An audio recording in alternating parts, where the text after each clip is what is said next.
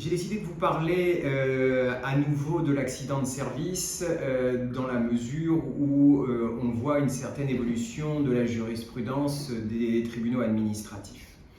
Pour rappel, l'accident de service, c'est celui qui concerne le fonctionnaire à temps plein qui est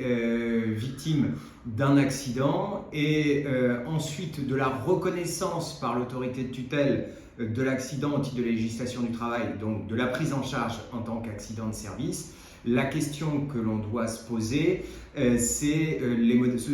relative à l'indemnité et devant le tribunal administratif. C'est assez facile puisque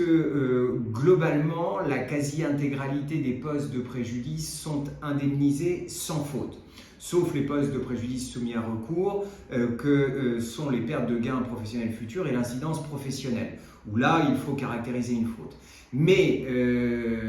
la nouveauté, alors ce n'est pas le reflet de la doctrine ni de la jurisprudence, mais nous venons d'obtenir une décision du tribunal administratif de Rouen dans le cadre d'une action en responsabilité sans faute de l'administration où le tribunal administratif oppose à la victime, donc notre client, sa propre faute pour opérer un partage de responsabilité entre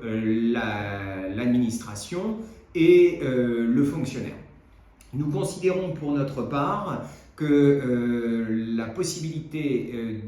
d'opposer à la victime sa propre faute ne doit pas exister en matière d'action en responsabilité sans faute dans le cadre d'un accident de service. Nous considérons qu'il s'agit d'une